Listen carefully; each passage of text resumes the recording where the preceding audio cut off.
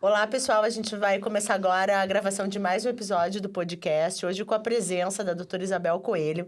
Ela é doutora em cirurgia pela Universidade Federal do Paraná e, atualmente, ela é coordenadora do curso de medicina da Faculdade Pequeno Príncipe e coordenadora do programa de pós-graduação e ensino nas ciências da saúde, também da Faculdade Pequeno Príncipe. É uma honra enorme estar te recebendo aqui, Isabel. Obrigada. É difícil de chamar de Isabel. Para mim, é sempre professora Isabel, embora a gente tenha alguns contato fora também da instituição. Sim, claro. E é uma honra receber uma mulher que representa tanto um papel tão importante nas mulheres na medicina e mulheres na ciência. Porque tu, além de ser médica, tu foi para a área do ensino médico, que é uma área belíssima que a gente vem conhecendo, né, Bia? Sim, cada vez mais. Então, eu que, na verdade, agradeço, e duas mulheres também, né? E tem sido essa a nossa realidade, cada vez mais mulheres dentro da medicina e dentro da pesquisa.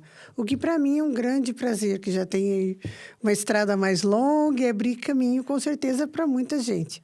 Então, se existe um legado que nós teremos a chance de deixar, é de abrir caminho para mulheres. E isso, eu acho que é a melhor parte do nosso trabalho. A gente conversou um pouco sobre a nossa pauta geral e é interessante falar, e isso a Bia já comentou em outros podcasts, que o PECS, né, que é o Programa de Pós-Graduação e Ensino na Ciência da Saúde, ele trabalha com metodologias de ensino, avaliação, né, simulação. Então, assim, o interessante disso, abordando o PECS agora, propriamente dito, nós temos origens, eu e a Bia, nós somos biólogas. Uhum. Então, nós duas fizemos licenciatura. A nossa licenciatura é muito fraca, né? Eu tive didática 1, didática 2 e psicologia da educação nas ciências biológicas. Não sei como é que foi a da Bia. Tive um estágio em docência e deu. Essa foi a minha licenciatura, né? Então, o que a gente observa é que os profissionais da área da saúde, eles não têm... isso é no geral, todos os cursos. A gente não tem essas disciplinas voltadas para o ensino. E o papel do PECS, na minha percepção, quanto docente hoje, desde 2009 na instituição, é que ele tem um papel, assim, fundamental na formação desses profissionais que não tiveram essa formação pedagógica na graduação. Então, eu queria que tu falasse um pouco do PECS pra gente. Mas, claro, com o maior prazer. Então, veja, a ideia do PECS, ela veio, na verdade, começou em 2004. Tem um chão longo em congressos de educação médica, onde todos nós percebíamos que discutíamos a educação, fazíamos muita diferença em vários setores, mas não pesquisávamos isso. Então, nós não tínhamos evidências para demonstrar que aquilo funcionava. Tínhamos artigos estrangeiros, mas brasileiros nós tínhamos poucas publicações. E isso incomodava todo mundo que queria se aprofundar na área do ensino. No meu caso, na época, ensino médico. Hoje a gente trabalha com as profissões da saúde. Uhum. Mas, na época, ensino médico. E aí, essa discussão começou, foi criado um grupo de trabalho dentro da Associação Brasileira de Educação Médica. E esse grupo fez um movimento nacional. E, naquele momento, a Ana Estela Haddad era responsável pela área de educação no Ministério da Saúde. E ela comprou essa ideia e trabalhou firmemente para que se abrisse um programa chamado Pró-Ensino na Saúde.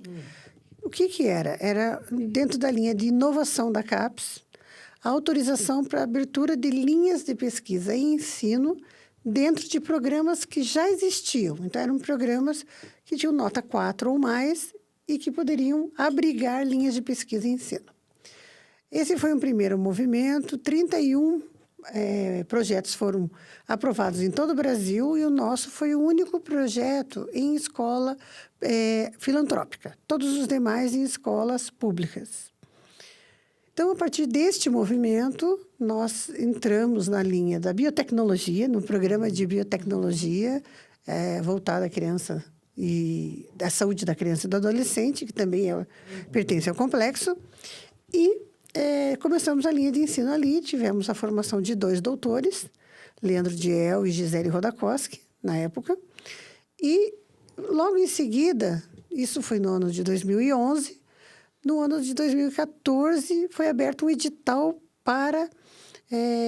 pela CAPES para programas em ensino na saúde, dentro da grande área da CAPES interdisciplinar. E então nós fizemos a construção, né, do APCN, que se chama, da proposta de programa, e abrimos o PECS, né? Conseguimos a autorização da CAPES. Que ano, mais ou menos? 2014. E aí, em 2015, começamos o PECS. Então, o PECS ele iniciou em 2015, nós estamos aí com 8 anos agora.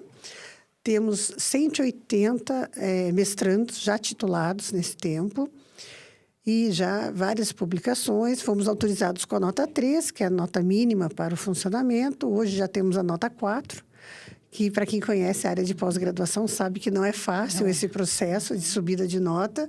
Foi um grande esforço. E temos trabalhado agora para a abertura do programa de doutorado nessa área. Nós não temos no Brasil ainda um doutorado acadêmico em ensino nas ciências da saúde. Então, se conseguirmos também, novamente, estaremos aí abrindo frentes, né? E que nos trazem muita alegria. Eu acho que o que deu certo para começar o programa é que a instituição gosta da inovação e eu, pessoalmente, gosto da inovação. E o grupo que foi escolhido também comprou a ideia. Então, foi um esforço coletivo para que nós pudéssemos criar esse programa. E a concepção dele, a ideia dele, é mudar a realidade do ensino superior do país.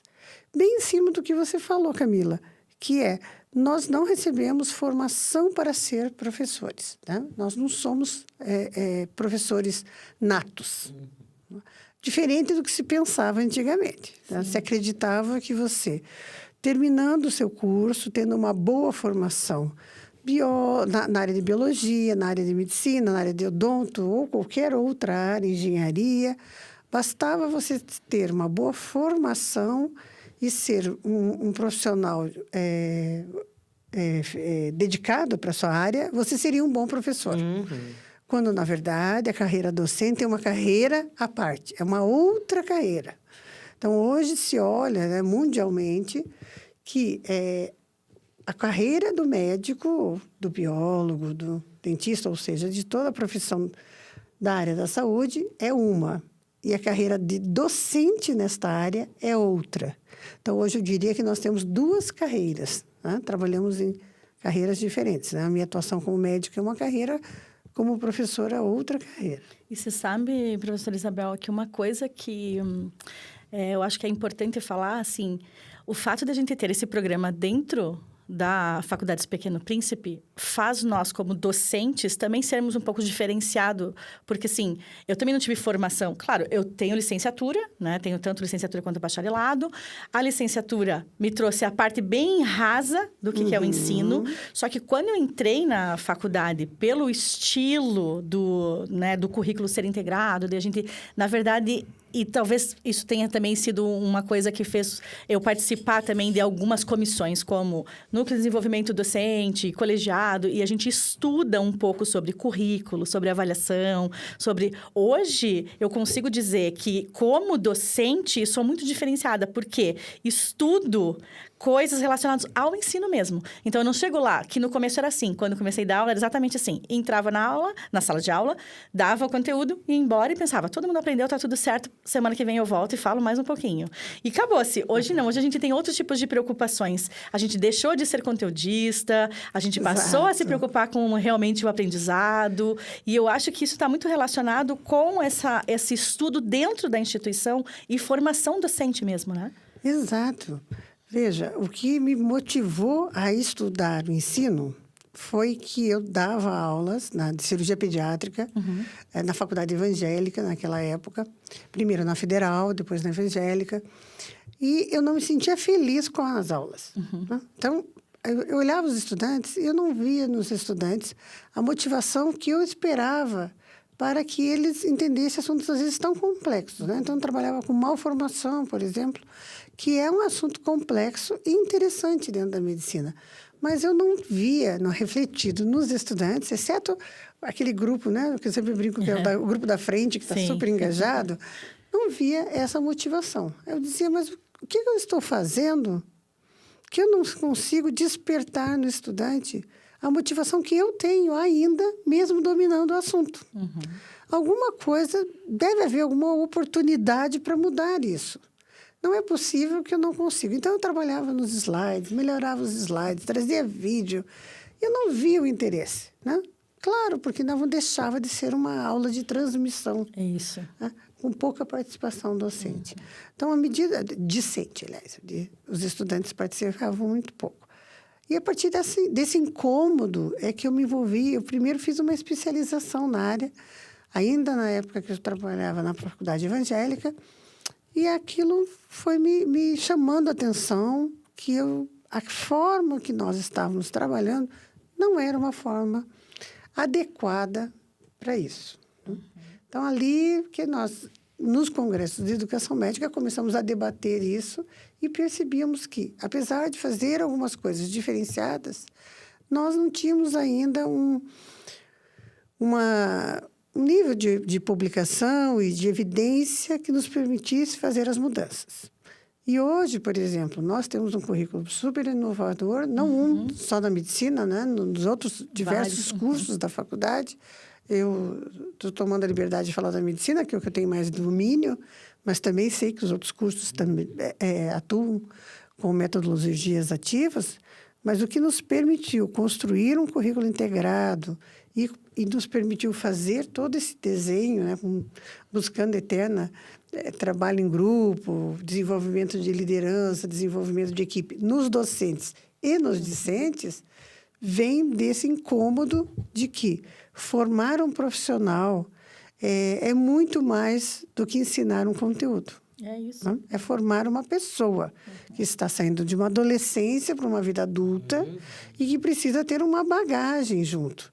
E quem pode fazer esse processo de bagagem é o docente, que está ali todo dia com aquele estudante e percebe nele o seu potencial. Então, nós tínhamos que ter um processo de aproximação dessa situação. Então, a partir dessa percepção, né, e daí nós fazíamos o desenvolvimento docente, como a Bia já colocou, é que nós temos que dar o próximo passo. Né? Nós temos que pensar em pesquisar nessa área. E os editais que foram, bem na época, aparecendo, que era um período de muita revolução nessa área, nos permitiram correr a esses editais e dar os passos para chegar no PECS. Né? Então, hoje o PECS é um programa que tem uma entrada de 30 candidatos, né, a mestrado por ano, 30 vagas ano.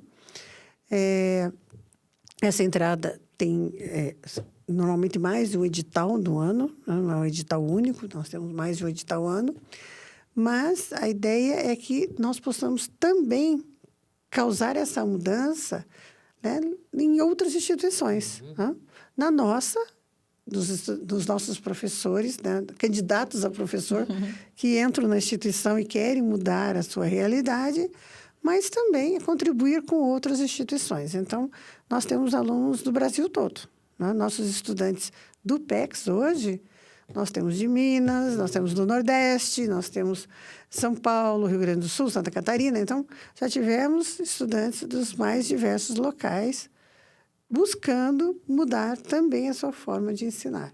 Isso traz uma imensa satisfação, né? Sim. E outra coisa que eu queria perguntar é quais são as linhas de pesquisa que tem no PECS?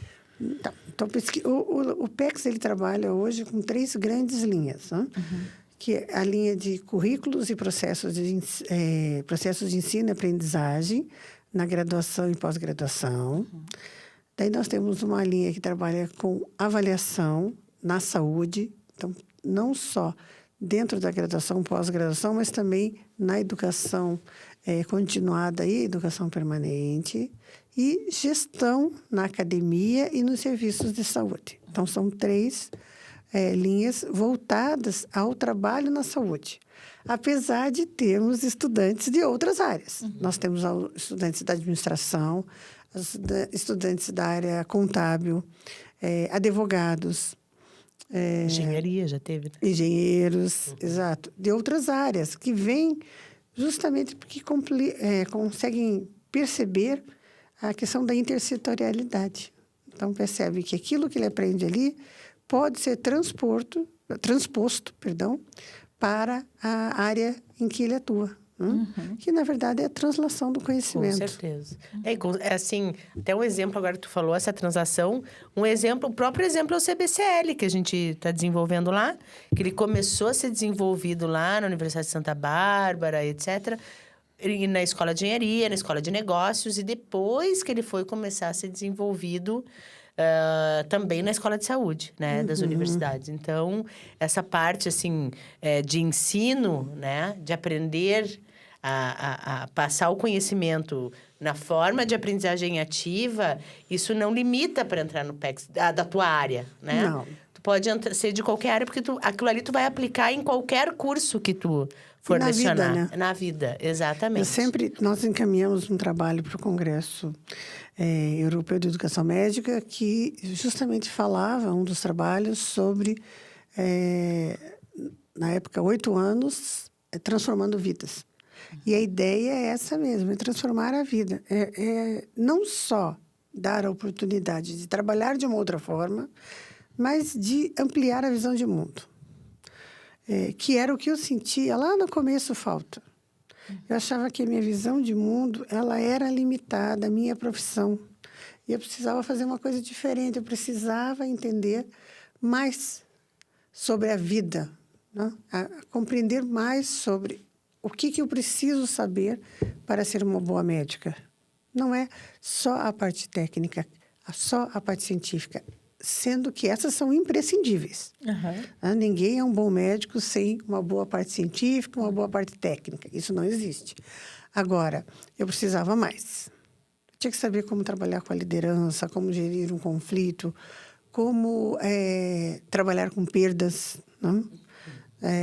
Como contar sobre perdas, como me comunicar adequadamente. Então, eu precisava de muito mais do que eu tinha de bagagem a partir da minha formação, que eu considero que foi muito boa. Eu me formei na Federal do Paraná, eu acho que foi uma boa formação, mas eu percebia que eu precisava de mais. Isso que me acabou motivando a estudar a área e que eu acho que motivou a todos nós que hoje trabalhamos dentro do PECS a trabalhar com essa área. Mas teve algum congresso, algum trabalho, assim, que foi o teu insight, Isabel? Porque eu acho, assim, que... Nossa, quando tu fala sobre isso, quando a gente vai nas nossas reuniões, a gente escuta, a gente sempre comenta isso, né, Bia? A gente fica assim, nossa, Isabel sabe um monte, né? Então, a gente comenta, né, uma com a outra. Só que tem mais tempo no jornada, só isso. Na verdade, eu posso contar, vou contar para vocês. Quem me motivou, o insight foram as diretrizes curriculares.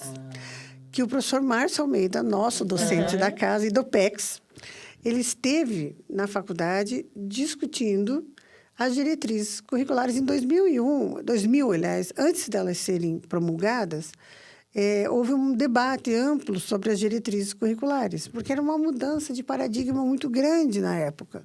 Nós tínhamos ali saído de um currículo mínimo, que deixou de existir em 96, e nós não tínhamos o norte da formação.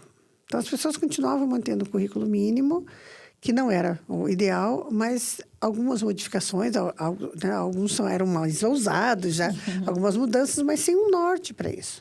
Então, quando as diretrizes curriculares vieram, em 2001, no ano de 2000, todo o Brasil, todas as pessoas que faziam lideranças nas discussões das diretrizes andaram pelo Brasil. E, na época, o professor Márcio ele é um dos organizadores dos livros das diretrizes. Então, ele fez o debate no Paraná, através, na época, da Rede Unida. E ele esteve na instituição que eu trabalhava na época, falando sobre isso. E com uma série de questionamentos e discutindo as diretrizes. E eu falei, meu Deus, eu nunca ouvi falar nisso. Né? Esse era um assunto que eu nunca tinha ouvido.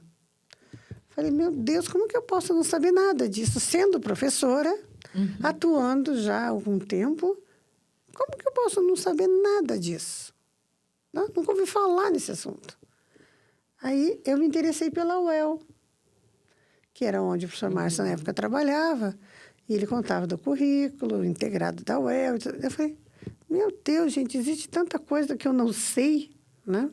Que eu preciso aprender. Daí foi ali que eu, logo em seguida, teve a oportunidade de uma especialização em docência, que daí eu me inscrevi e fui fazer uma especialização em docência, na época com o professor Nildo Batista, da Unifesp. E fui aí mudando a minha cabeça. Fui olhando para minhas aulas, querendo morrer. Ah, sim. A gente entende, né? Completamente. É isso que aconteceu. Porque eu passo por isso sempre. E cheguei nessa conclusão. Meu Deus, que tipo de aula é essa que eu tô dando? Eu preciso melhorar isso infinitamente. E eu fiz uma super reestruturação das minhas aulas para poder entender essa dinâmica mesmo. E é por isso que eu digo que muda a vida da gente. Né? Não é só mudar a forma de trabalho. Porque você vai olhando e vai dizendo assim... Nossa, eu preciso me preocupar mais com o outro do que eu me preocupo. Sim.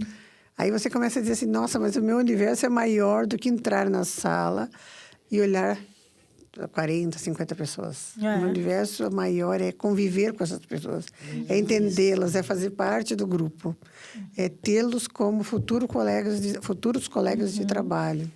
Então, aí muda a lógica. Né? Você começa a olhar o outro e entender a necessidade dele. Que é mesmo, na verdade, é a mesma concepção da medicina centrada na pessoa. É a mesma forma de pensar. Muda, né? Passa a ser menos importante o que eu conheço como médico e mais importante o que o paciente necessita. É isso. É a mesma concepção. Tá? Eu, como professor que eu conheço, mais importante o que o estudante precisa saber. Então, essa mudança muda a vida da gente, muda a forma como a gente lida com filhos, muda a forma como você lida com o seu grupo de amigos. É muito interessante. A gente vai mudando no caminho sem ter muita percepção disso. Só depois de um tempo que você para e diz, meu Deus, como eu sou diferente da pessoa que eu era. Nossa! Né? E isso faz bem. Sim, e para mim, pelo menos, fez muito bem. E eu percebo que faz. Porque eu vou olhando as pessoas que trabalham com a gente, eu vou vendo, eu digo, as pessoas mudam até a feição. Sabia? Elas entram rígidas, duras, e elas vão ficando mais relaxadas, e elas vão fazendo parte do grupo. E eu vejo os professores conversando, dando risada juntos, eu digo, quando eu vi situações de professores tomando um café junto, dando risada, brincando, na minha formação. Que eu me recorde, nenhuma. É porque não se trabalhava em grupo, professora. Não. Isso é uma coisa, assim, ó, que me incomoda demais. É um processo de competição. Isso me incomoda demais, assim, fora, né, assim, em outras instituições, que é, assim, é você com você mesmo. Você tem que dar conta, assim, ali a gente, né, pensando no que a gente faz diariamente, é assim, nada depende só de mim. Tudo depende de 8, 10, 12 pessoas. Então, eu não posso decidir nada sozinho. A gente decide em conjunto. Então, se não está todo mundo alinhado, também não funciona. Exatamente. Quando me perguntam o que você faz para o curso de vocês dar certo, né? Funcionar tão bem. Eu digo, eu não faço nada, nós fazemos. É um grupo que trabalha diariamente para que dê certo. E se nós temos um problema em alguma parte do grupo, ela reflete em todo mundo. Com certeza. Então, nós precisamos ter um equilíbrio constante, uma busca constante. Quando nós percebemos que uma parte dos professores se torna desmotivado, nós temos que, como grupo, mexer nisso, né? Porque, na verdade, não funciona. E a vida não funciona sozinha, né? A vida sozinha, ela não nos torna completos. Então, e você sabe que o start para eu começar a estudar um pouco sobre ensino foi por um trabalho do PECS, que foi muito, assim... eu acho que, obviamente, não é que seja aleatório, mas uma aluna, uma estudante da professora Rosiane, foi fazer uma oficina... Sim, com a gente, numa reunião de grupo de planejamento, falando de motivações em grupo, várias coisas, falando um pouquinho de feedback. Grupos de alta performance. Isso, grupos de alta performance. E ali, assim, e obviamente ela fazia uma fala, depois ela fazia um questionário com a gente, depois ela fazia uma entrevista, porque ela estava fazendo pesquisa com a gente. Só que a gente sugou tanto ela, demais, assim, porque foi tão motivador, porque naquele momento a gente aprendeu que a gente também fazia algumas coisas erradas, né? Principalmente a parte de feedback, feedback, que era o que uma das coisas que ela colocava, assim, como que você se sente confortável para dar um feedback, ou você não se sente confortável. Ali a gente viu que a gente estava fazendo feedback errado, ali a gente viu que, na verdade, faltava mesmo uma colaboração de grupo, para que a gente tivesse uma performance melhor. E foi um trabalho exatamente do PECS. Eu nunca esqueci essa moça, é a Andréia o nome dela. Sim, eu nunca esqueci ela. E, inclusive, agora, estou fazendo as análises dos artigos lá que a gente está escrevendo lá pro Núcleo de Desenvolvimento Docente. E eu fui atrás dela porque ela fez uma análise e eu falei, quero aprender com ela. Daí ela me explicou tudo certinho, estou usando um programa que ela usava. E é um trabalho do PECS. E, assim, foi muito legal, porque ali eu comecei a estudar sobre ensino e entender um pouco o que é essa dinâmica do ensino hoje. Então, acho que eu, como docente, sou muito diferente de quando eu entrei na faculdade. Acho que o meu insight, assim, agora falando, né? Fala que eu desfazendo, fala que eu discuto. O que me marcou, a professora Rosiane sempre comentava, vamos fazer um pós-doc no PECS, etc, né? Desenvolver um projeto junto. E aí, tu vai começando a aprender isso lá em 2019, no final de 2019, porque eu entrei no início de 2019, né, na faculdade. E aí, eu nunca esqueço que eu assisti uma aula, uma apresentação na jornada pedagógica, na semana pedagógica, a professora Elisângela, falando do teste de progresso. E aí, eu pensei assim, eu não a conhecia, não tinha contato nenhum, e eu disse assim, meu Deus, como é que essa mulher médica, operando, consegue falar tudo isso aí numa, né, assim, como é que eles conseguem juntar todos esses dados sobre o desempenho do estudante? Eu nunca tinha visto o ensino quantificado daquela forma, mostrado daquela forma. E eu fiquei, assim, impressionada, assim, com a apresentação, assim, né, com o contexto todo, né? A preocupação do ensino na medicina, na ciência da saúde. Então, isso aí me impressionou. Daí, eu fui porque eu era da bancada, não tem como, né? Eu era da bancada, tu também era, né? Sim. Então, a gente totalmente. era muito... E aí, eu fui mudando, aí eu fui conversando, fui lendo. E esse aí foi a minha virada de chave, assim. Quando eu assisti a primeira vez uma apresentação de dados do teste de progresso. E você viu como são coisas que são a partir de pesquisas, né? Porque, assim, você não foge muito de quem você é, né? Quando você... Por isso que eu sempre digo, quando me falam assim, na minha escola existe muita resistência à mudança. Eu acho que existe desinformação. Sabe? Porque nós não mudamos se nós não temos informação. Nós mudamos se nós temos base para aquilo. Então, você precisa ter conhecimento. E eu vejo que na área da saúde, nós somos muito motivados pelo conhecimento. Sim. Né? Então, o desafio, o conhecimento, a novidade nos motiva. Então, eu vejo que professores que, num primeiro momento, eram resistentes, quando entram e começam a perceber e a motivação e vai estudar sobre o assunto, eles ficam altamente engajados. Então, nós temos experiências assim, de pessoas que ficaram engajadas, que no começo... Nem acreditavam. Você não vai engajar, você não vai ter jeito, imagina. E eu acho que é falta de conhecimento. Porque, às vezes, eu vi isso já em várias mudanças, né? Eu já fiz, né, na vida, e faço, mas com mais intensidade anteriormente, consultoria nos cursos que foram abrindo, né, durante esse período dali do Mais Médicos. E aí, o que nós percebíamos? Na verdade, às vezes, quem estava conduzindo a mudança é que era resistente àquele colega. Então, não passava as informações que precisava. E aí, acabava dizendo, ele não é motivado, tal. Mas, na verdade, era uma desinformação. Sim. Então, a maioria dos trabalhos que eu fiz foi justamente, vamos dar acesso à informação para todos. Todos precisam saber, todos precisam conhecer, todos têm que ver que é científica a mudança, que não é um dia que você amanheceu e inventou uma coisa, né? Hoje acordei e inventei o PBL. Né? Não é isso, né? Eu que sempre digo, mas funciona? Funciona. Mas não é novo? Não é. Né? De novo, 1968, não é novo, né? Tudo bem que eu digo, tudo bem, você pode achar que é novo, vou ficar feliz. Está pertinho de quando eu nasci, mas olha assim, né?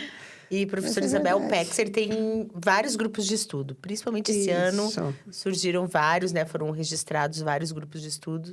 E o carro-chefe, eu acredito, é o Pensa, né? E a gente gostaria que tu falasse um pouquinho sobre eles. Sobre isso. Então, vou explicar, porque essa é uma dúvida que as pessoas têm muito, né? O que é o grupo de pesquisa dentro de um programa? A ideia do grupo de pesquisa, que eu penso que é pesquisa em ensino médico, né? Ensino da saúde, perdão, nós estamos falando de ensino médico, peguei o gancho. Na verdade, a ideia dele é que as pessoas possam, que estão fazendo pesquisas, sejam estudantes de iniciação científica, estudantes que não sejam de iniciação científica, mas têm interesse por pesquisa, estudantes da pós-graduação, da especialização ou do próprio programa, né? E participantes de fora, que querem, que têm interesse em pesquisa de outros grupos, de outros programas, estudantes. Ou seja, não há restrição à participação, certo? E a ideia é que a pessoa venha para aprofundar sobre pesquisa e compreender o que é pesquisar em ensino.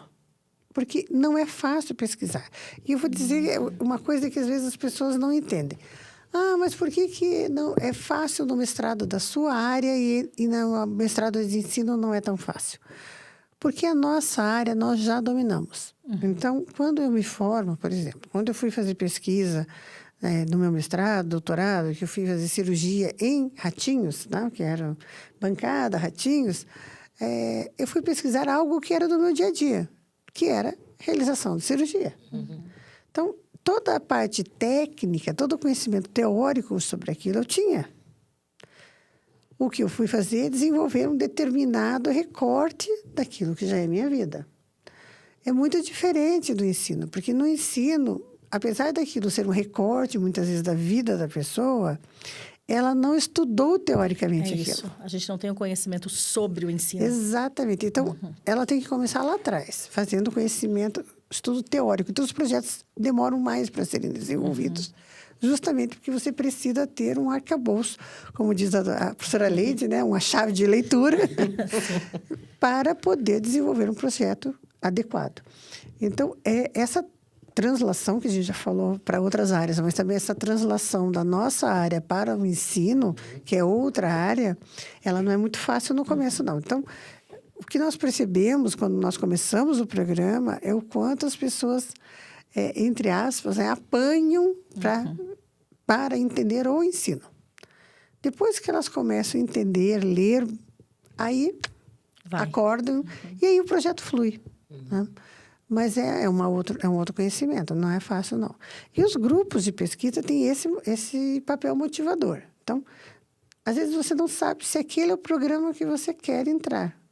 Mas, então, vou participar do grupo de pesquisa, vou entender um pouquinho mais. Vou fazer uma pesquisa dentro desse grupo, vou participar de alguma pesquisa em andamento, né? Vou atuar como entrevistador, vou saber como funciona aquilo. Né?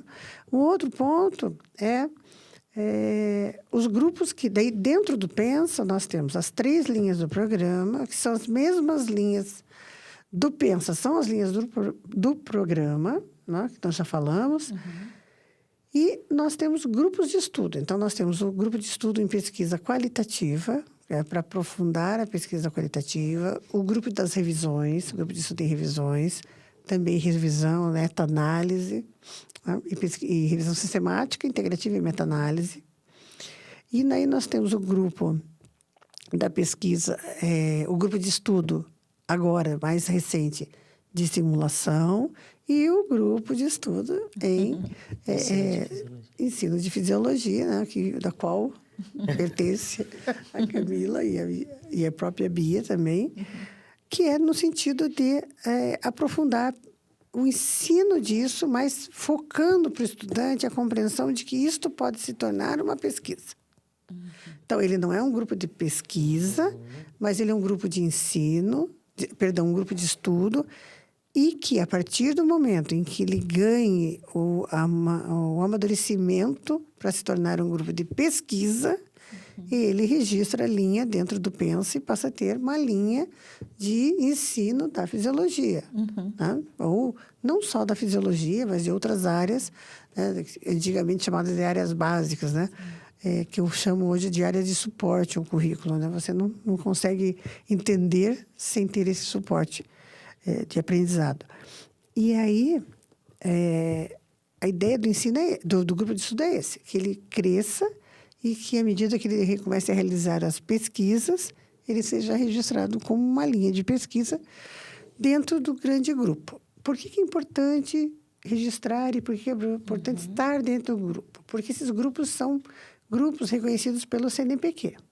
Então, quem quer ser pesquisador mais para frente, como estudante, ou os professores que já são pesquisadores, mas querem subir de nível na pesquisa, né, e se tornar um pesquisador com bolsa dentro do CNPq, ele precisa ser dentro de um grupo.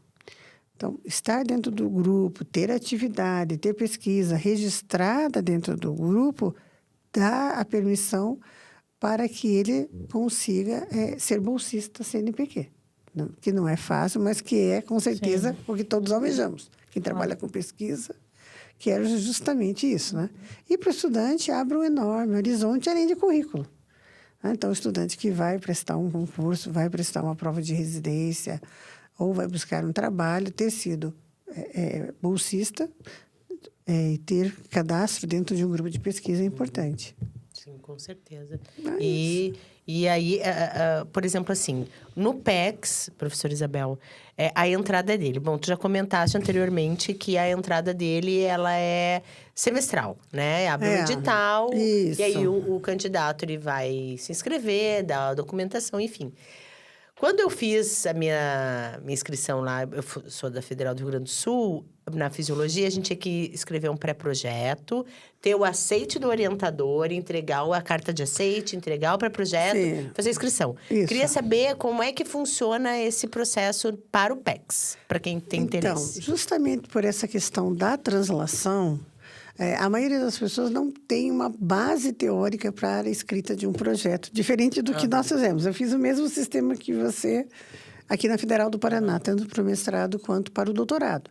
Então, primeiro preparava o projeto, era aceito, e daí depois você entrava no programa. Para nós, isso não é possível, porque o nosso estudante ele não tem a base teórica de concepção de um projeto. Então, o que acontece? Hoje nós temos o currículo do estudante, né, no currículo Lattes dele, a entrevista e uma carta de intenções que a gente pede que ele faça uma narrativa. Então, ele vai fazer uma trajetória de vida dele, porque eu quero justamente saber se ele está envolvido no ensino, se ele tem... O que o angustia, quais são as perguntas que ele quer responder com esse mestrado. Né? Então... E a gente não tem pedido o projeto, porque quando você pede o projeto, a pessoa fixa numa determinada ideia. E daí não quer sair daquela ideia. E não quer sair daquela ideia. Focada. E, às vezes, aquela ideia, ela não é passível de acontecer no ensino. Né? Então, a ideia da gente ter uma narrativa da vida e das perguntas que angustiam aquele estudante nos permite ver se ele tem ou não perfil. E permite mesmo, gente. Eu tenho algumas narrativas que você, ao ler, você diz, olha, o perfil dele não é para essa área. Não que ele não possa ser professor, mas para o mestrado nesta área, não é esse o perfil. Ele deve buscar um mestrado na área dele de base, que é para que ele quer, né? E aí a gente vê isso muito assim, não é muito frequente, mas tem alguns candidatos que você já sabe que não conseguirão dar conta em 2 anos de um projeto com aquele perfil. Então, dá para fazer isso. O que eu acho interessante... Então, teoricamente, só para retomar essa parte, não precisa ter o aceite de um orientador. Então, não. Depois que ele entra, né? Aí ele entra como mestrando, daí vai ter uma como é que eu vou dizer? Vai direcionar para os orientadores, é isso, né? Vai ver as linhas de pesquisa, vai fazer os módulos. Conforme que ele tem interesse, nós direcionamos. Normalmente, nós direcionamos no meio para o fim da primeira disciplina, que é sobre metodologia.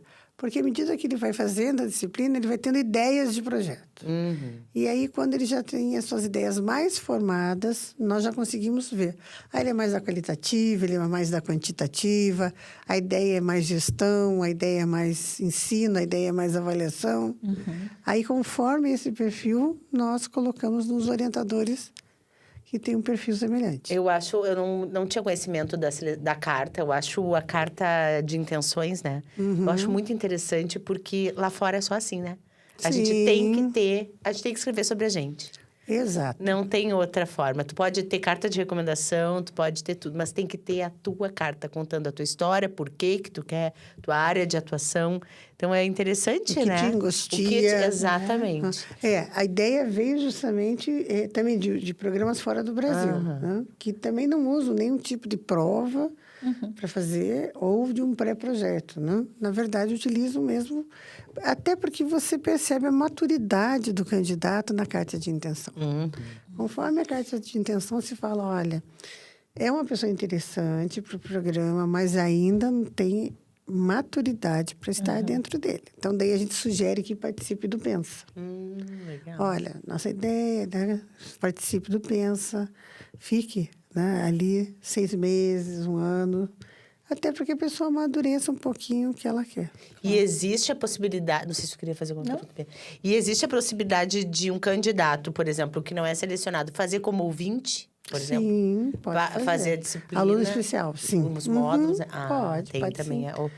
E Porque daí a pessoa, depois, caso aprovada, ela pode utilizar aquele módulo, já descontar, digamos assim, aquele módulo do tempo que ele tem de mestrado. E até vou puxar um pouco para mim, assim, porque eu gosto tanto de conversar isso. E às vezes a gente corre tanto, a gente não consegue encontrar a Isabel, né? A professora Isabel, te encontra para falar de trabalho e sai todo mundo correndo. Sempre assim, né? Sempre correndo. Então, assim, sabe o que me encanta muito no PEX? Isabel, professora Isabel, é tão difícil, assim, chamar. Eu vim da quantitativa, né? Então, a minha abordagem, quando eu fiz a maioria dos meus artigos anteriores, né? Porque hoje já estou escrevendo, já consigo escrever na Quali, sempre foi quant, né? Raiz, aquela quant raiz, né? E a cada dia que eu leio e que eu tenho que fazer uma discussão de um artigo, eu me encanto pela Quali. E eu achava a Quali muito difícil, né? Porque as pessoas, às vezes, acham que a Quali ela é fácil. Perto da pesquisa de quant, que a gente tem que, né? Fica sentada horas no computador analisando o dado. Então, eu queria saber, eu queria uma fala tua sobre essa abordagem quant e quali, porque no PEX a gente pode fazer a pesquisa mista, a gente pode fazer a quali, a gente pode fazer a quant. Isso. E eu acho isso lindíssimo, porque da fisiologia a gente só faz quant. Na pato, na micro, é só quant. Eu só fiz quantitativa. Então, é bem interessante. Eu também vim da quant, né? A minha ideia de pesquisa sempre foi quantitativa e fazer com animais. Essa, né? É a minha também. Na cirúrgica, a maioria das dissertações e teses são com animais e pesquisa quantitativa. Mas o que acontece, né? Na verdade, quando você vai migrando para a área do ensino, a área da educação, ela permite que você veja outras coisas que não são só números, né? E também vem muito dessa mudança de paradigma. Então, quando você vê o teu mundo diferente, começa a olhar a vida diferente, você muda o teu paradigma de vida, muda a tua visão de mundo, muda a tua forma de pensar a pesquisa. Então, nada vem sozinho, né? Ninguém tem uma chavinha que liga e desliga, né? A gente passa a gostar da quantitativa e entender a qualitativa e entender a qualitativa quando você começa a olhar a vida qualitativamente e não só quantitativamente. Mas nós fomos treinados a ver só quantitativamente, né? Nós sempre precisamos do número para dizer. Então, isso existe porque tem número para representar. Péssimo. E hoje, eu gosto da qualitativa, eu gosto da quantitativa e eu gosto muito da mista, né? É uma pesquisa que me interessa muito porque ela parte do paradigma da complexidade, né? E eu acho que a saúde, assim como a vida atual, ela tem que ser trabalhada num paradigma de complexidade. Você não dá mais conta só com dados quant, nem só com dados quali, você precisa disso. Então, quando você vai estudar ensino ou quando você vai estudar saúde, é muito difícil escapar de uma pesquisa mista, né? Principalmente quando você quer ver, por exemplo, o resultado. E eu sempre exemplifico na saúde, por exemplo, o transplante, né? Então, o resultado de um transplante, ele tem dados quantitativos, né?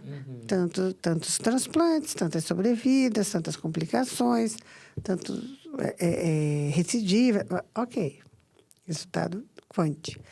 Mas, assim, com esses dados quantitativos, eu fico sabendo por que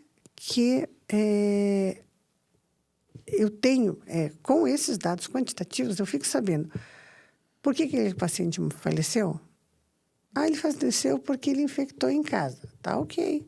Então, X% faz infecções em casa e vão a óbito. Por quê? Ou porque só o quali que vai me dar. É verdade. Porque eu preciso ir lá e descobrir. Mas ele mora numa casa que é úmida, que é uma casa à beira de um rio, com pouca higiene, pouco acesso à limpeza, à água. Então, é uma pessoa que tem um alto risco de uma infecção de repetição, então nós acabamos perdendo esse paciente. Né? E eu exemplifico de uma situação que nós perdemos o paciente porque, num determinado momento inicial, ele precisava do uso de alimentos cozidos, por causa da químia, era um tumor e um transplante, e a mãe não tinha fogão. Né? Então, assim, era uma coisa tão primária, né? Você faz um procedimento do tamanho de um transplante, com uma complexidade que ele tem, né? Não vai ter usando condição. alta tecnologia, e você perde o paciente porque a família não tem um fogão. Então, foi ali que nós fomos mudando o nosso processo, né? E trabalhando com a atenção primária junto. Então, a alta complexidade do hospital, trabalhando junto com o grupo da medicina de família que atendia os pacientes do transplante. Aí você muda a realidade da sobrevida. Então, isso é muito interessante, você pensar como vida. Uhum. Então, isso vai mudando a realidade da saúde e é a mesma coisa no ensino.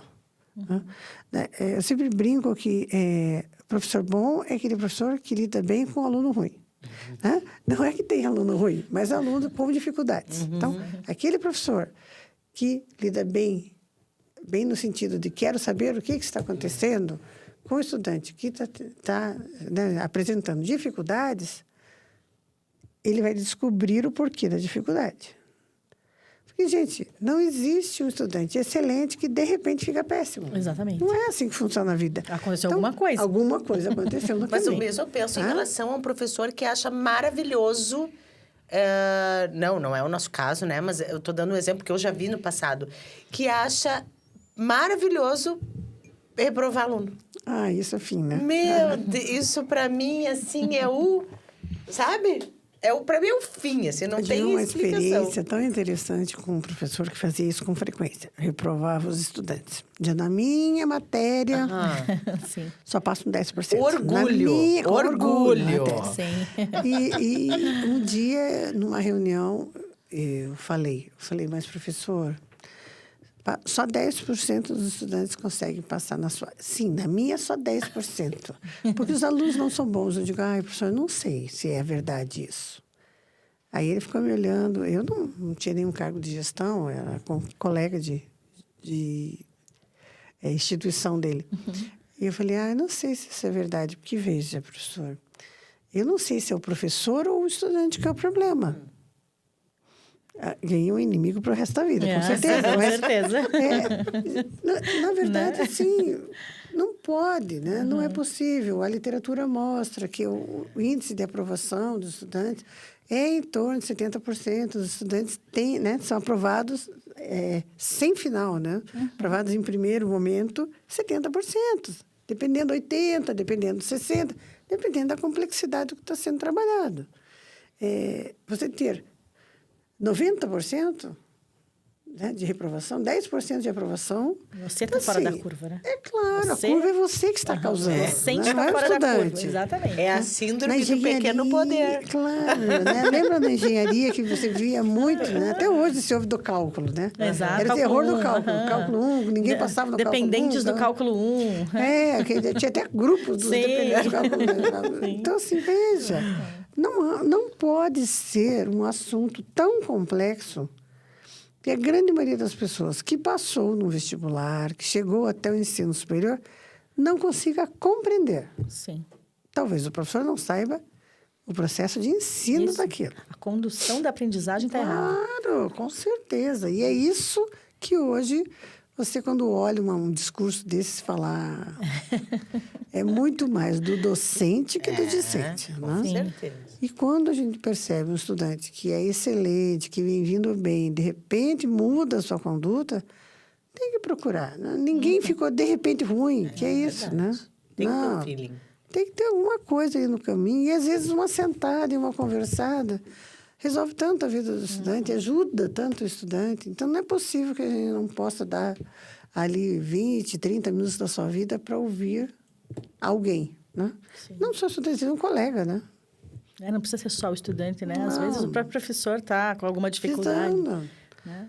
É Simplesmente ele não vem da aula. O que está Não acontecendo? veio, não apareceu. O pessoal nunca Está falta. saindo porque não gosta da instituição. Não, não é não é isso, isso, gente. Sempre tem uma coisa que motiva, Tem um motivo, né? né? E desenvolvendo essa visão quanti-quali, a gente acaba desenvolvendo esse tipo de percepção do estudante. Né? Exatamente. Você consegue entender o que acontece. Não é só número. Né? Você sabe que uma coisa interessante? Você falou algo agora que eu me recordei, assim, nossa, milhões de anos. Minha redação para o vestibular de medicina, ele perguntava como o estudante do ensino médio se sentia quando saía do ensino fundamental para o médio. Né? Essa transição. Essa era a questão da redação. Porque era uma época que se discutia muito a mudança do ensino médio. Então, tinha essa questão em pauta e a prova foi sobre isso. Eu me lembro que a minha fala foi sobre números. Então, eu fazia um cursinho, sala de cursinho com 300 pessoas, né? E nós éramos números, né? Só números. Então, eu me lembro que o resultado ali na época dos melhores alunos tal, não saiu o nome das pessoas, saiu o número. Então, eu falava, meu Deus, nós somos um número realmente, né? Não temos nem nome. Nós somos um número e aquele número, e era isso que a gente representava dentro da instituição, um número. Então, aquilo me incomodou muito, e a minha redação foi sobre isso. Agora, você me falou dessa questão. Então, assim, o estudante, ele não pode ser um número dentro da instituição. Né?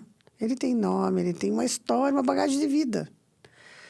Que, claro, isso não significa que nós vamos facilitar a formação desse estudante. Claro. Que eu acho que é isso que tem que ficar muito claro. Às vezes eu ouço um discurso que é assim, não, mas daí aquele estudante tem uma dificuldade, então nós vamos ajeitar para ele passar. Não vamos ajeitar nada, gente. Né? Não acho que a gente deva, como docente, ajeitar nada. Nós devemos dar condições dele demonstrar a sua capacidade, mas não auxiliar no sentido de passar, deixa que passe e tal. Isso não. Porque a responsabilidade de quem atua na área da saúde é com a vida de outros. Né? Então, a gente não pode ter uma perda nesse sentido. Né? Que é o que a gente, às vezes, escuta, né? As metodologias ativas, todo mundo passa, ajeita todo mundo. Não não muda nada. Sim. Não é isso. E, às vezes, aliás, eu acho que nós temos os conceitos muito mais claros e, portanto, mais rígidos do que numa metodologia mais tradicional. Eu, quando fiz o curso de metodologias ativas para poder entrar no Pequeno Príncipe, e lembro até hoje, a Mazé iniciou a fala dela falando que 30% do conhecimento do nosso estudante já vinha. Sim. Então, ele vinha já com 30% de conhecimento, por isso que a gente tinha que fazer brainstorm, por exemplo, que é para saber esse conhecimento, porque ele já vinha com 30%. Eu me lembro até hoje o meu pensamento. Essa nunca entrou numa sala de aula. Quando eu assisti o primeiro tutorial da minha vida, que eu fui lá para observar, assim, como que era, eu falei... E não é que ele vem com 30%, então, às vezes até mais do que isso, porque ele tem bagagem, ele tem história. Claro. Na verdade, você entender o estudante como um indivíduo, não como uma massa, né? Porque a gente dentro da sala dela entende como uma massa. A ser moldada. É isso. Né? Às vezes eu vejo, o estudante vem como uma massa e nós temos que moldar, né? Não. Se é uma massa, entre aspas, ela já vem pré-moldada. É isso. Você vai trabalhar em cima daquele pré-molde, mas você não vai moldar, não tem essa ilusão. Né? Exatamente. E é muito interessante isso, porque essa concepção de que o estudante não sabe nada, né? E nós sabemos tudo, é uma concepção de vida também, né? Os sim. pais sabem tudo e os filhos não sabem nada. Então, aquele pai, eu estou decidindo por você. Sim. Então, também era uma forma de ser dos pais. Eles eram assim, né? Hoje já mudaram muito. Hoje os pais negociam, conversam. Claro. Então, eu digo, nada é descolado, né? Quando você trabalha com metodologias ativas, esse campo das metodologias ativas, ele cresceu num momento também histórico de mudança da sociedade, onde a concepção do tradicional não cabe mais. É isso. Você não consegue. Eu vivenciei agora, poucos dias, acho que até comentei já, uma experiência muito interessante, porque eu fui fazer o processo de conversa com os estudantes e eu peço que eles avaliem o curso. Né? Uma vez por ano eu converso com todos os períodos pedindo para que eles avaliem. Infraestrutura, docentes, sugestões de mudança. E aí eu vejo, é muito interessante, porque o primeiro período, invariavelmente, todos os anos, o primeiro período pede mais aula teórica. Eu preciso de mais aula, eu preciso de apostila, não tem uma apostila, não tem uma aula, tal. Todos. Aí, no terceiro período, que é um ano depois, eles dizem menos aula. Professor, queremos não as atividades de aguento, atualização. 40 minutos é o máximo e aquilo vai me matando, eu preciso sair da sala, não tenho paciência para ficar sentado sem fazer nada. Eu, com 20 minutos, eu estou saindo da sala. Então, é muito interessante essa mudança, né? Do primeiro para o terceiro período, por exemplo, um ano, porque mudou. Eles estão numa fase que eles são mais plásticos, né? Eles têm mais capacidade de mudança e de adaptação. E a tecnologia, ela faz parte da vida deles, né? Eu digo, nós somos nativos digitais. Então, é muito fácil. Tudo é muito mais fácil. E nós temos que entender e usar isso a nosso favor. Sim. Então, querer evitar a tecnologia, gente, não isso tem como. É irreal. Não tem como. Irreal. Querer dar aulas tradicionais, você não vai. Hoje, inclusive, eu recebi uma reportagem de uma grande instituição de Belo Horizonte que fechou as portas porque só trabalhava com o tradicional. Então, assim, e é o que vai acontecer, né? As pessoas vão cada vez mais percebendo que trabalhar num sistema rígido, tradicional, não cabe mais na atual sociedade. Sim. Não tem mais como. Essa é a realidade. Professora Isabel, a gente está caminhando para o encerramento. Claro. E antes é que a Bia, ela faz a pergunta clássica, que a gente nunca conta para ninguém. A pergunta clássica, ela que faz. Vou ficar quieta também. Não vou contar para ninguém. Só para a gente fechar a entrada para a seleção do PECS, né? Porque o PECS, assim, só para relembrar quem está nos escutando, é o Programa de Pós-Graduação em Ensino na Ciência da Saúde. Ele é um programa estrito sensu. É um mestrado acadêmico. É um mestrado acadêmico. Em breve terá o doutorado. Então, ele funciona semestralmente.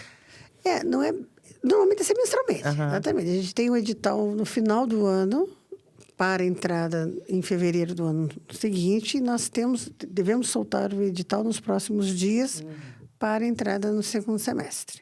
Tá, então são 2 entradas no ano. 2 entradas no ano. Então tá. Então, para as pessoas, os profissionais que tenham interesse, né, em aumentar o seu conhecimento, ter ganho de conhecimento na área de ensino, no ensino na ciência da saúde, educação médica e áreas no geral, né? E para os nossos estudantes, para o seu nossos futuro, serão nossos professores. Sim. Temos vários estudantes que querem ser professores da casa, né? O PECS, ele abre, então, as inscrições semestralmente. Então, vocês podem se informar no site da faculdade, né, professora Isabel?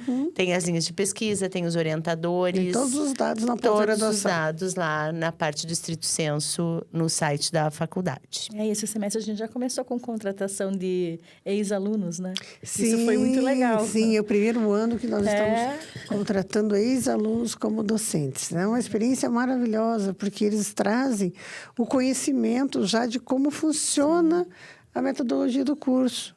Então, eles trazem sugestões de mudança fantásticas. Olha, está sendo um prazer.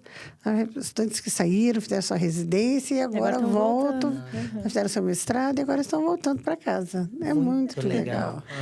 E então, antes da gente encerrar, Isabel, eu queria fazer uma pergunta que eu sempre faço para todas as pessoas, porque a gente vem aqui, fala de coisas técnicas, a gente fala de vários assuntos, mas uma coisa que é legal a gente saber também, o que a Isabel faz no tempo livre dela? Isabel. Isabel, eu gosto de muitas coisas. Olha, se eu pudesse, eu só viajava. Eu sabia que ela ia dizer isso. Se eu pudesse, eu só viajava. Isso desde criança. Eu acho, assim, que o mundo é muito grande para a gente conhecer muito pouco. Então, se eu pudesse, eu viajaria para conhecer outras culturas que me fascinam, me interessam. Eu gosto, cada viagem que eu faço, eu gosto de olhar a vida local. Claro, eu gosto de conhecer as coisas novas, né? As melhores experiências do lugar, mas também o local, né? A forma de viver das pessoas, a cultura, a forma como elas veem a vida. Eu acho muito interessante. Então, eu realmente gosto disso. Então, se eu pudesse, eu só viajava. Como não posso só viajar?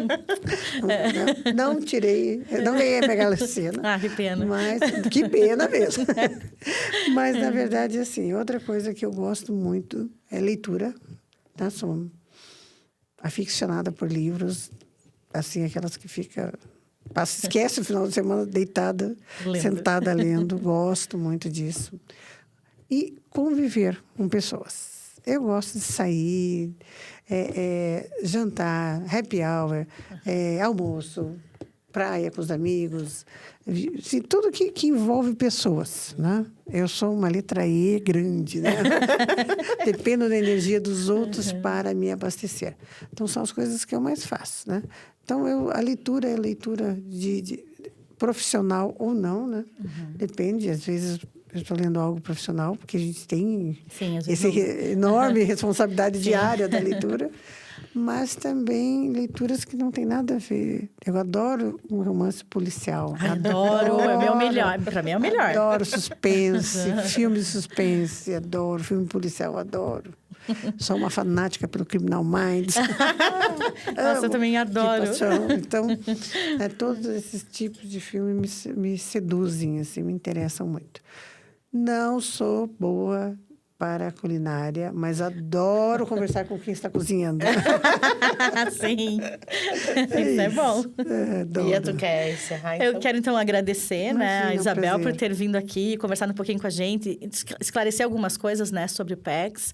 Foi bem legal, adoramos a conversa. Professora Isabel, quer falar? Fazer alguma falinha? Não, só agradecer o convite, adorei também, né? Além de falar sobre o programa, que eu acho que é interessante para que as pessoas conheçam, né? Falar com vocês, né? As duas que eu gosto tanto, acho que são pessoas que eu conheci na jornada e que tem sido uma experiência fantástica, né? E fora quem eu conheci hoje, quem eu já reconheci. Então, assim, são só experiências boas. Então, eu vou encerrar. Primeiro, eu quero te agradecer, porque é muito bom te escutar sempre. Eu sempre comento com a Bia, né? Eu e a Bia, a gente tem a mesma opinião sobre isso. A gente aprende um monte quando a gente escuta. Eu sempre digo que se eu consigo as coisas é por causa das mulheres que me inspiram. Então, eu sempre tive o auxílio de mulheres na minha jornada.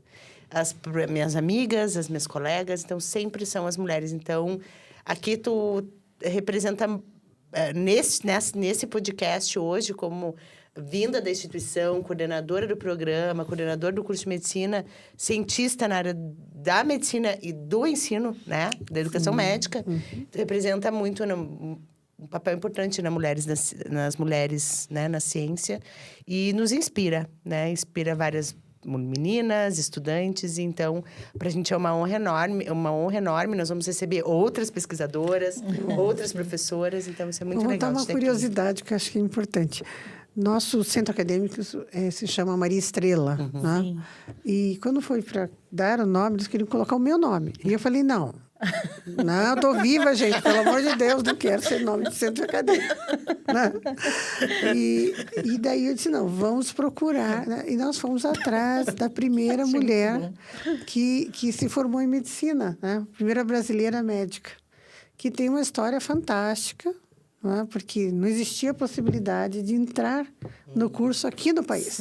Era proibido que fosse cursado por mulheres. E Veja, ela acabou fazendo em Nova York o curso, mas quem pagou a bolsa de estudos para ela foi Dom Pedro. Então, veja, foi um visionário, né? Que pagou a bolsa, acreditou nela, e ela foi para lá com 15 anos. Nossa. Olha que coisa interessante, né? Então, ela se tornou, e hoje ela faz parte da história do Brasil, como a primeira mulher, depois se tornou parte da Academia de Letras do Brasil, né?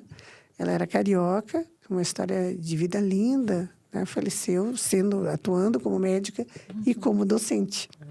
Então, é uma história bonita para a gente contar, porque tem pessoas que realmente mudam a realidade. Porque foi a partir dela que foi discutida a possibilidade de abrir vagas para mulheres dentro do curso de medicina. Então, uma boa escolha, então, também para o foi nome. É um bom nome. Sim, excelente nome. Então, obrigada, professora Imagina, Isabel. gente. Então, Um grande abraço e muito obrigada pelo convite. Então, nós vamos encerrar por aqui essa gravação de hoje. A gente espera que tenha sido uma discussão rica, que vocês tenham tido a oportunidade de entender um pouco melhor como funciona o nosso programa Stricto Sensu no ensino nas ciências da saúde. Pedindo também para vocês seguirem o nosso perfil no Instagram, se inscreverem no nosso canal no YouTube e esperando que vocês estejam presentes no próximo episódio. Isso, queremos também agradecer, né, a Faculdade Pequeno Príncipe por ter proporcionado e o Estúdio Capto, que nos ajuda muito aqui, porque edita tudo pra gente. Então, obrigada por tudo e até o próximo episódio. Até o próximo episódio.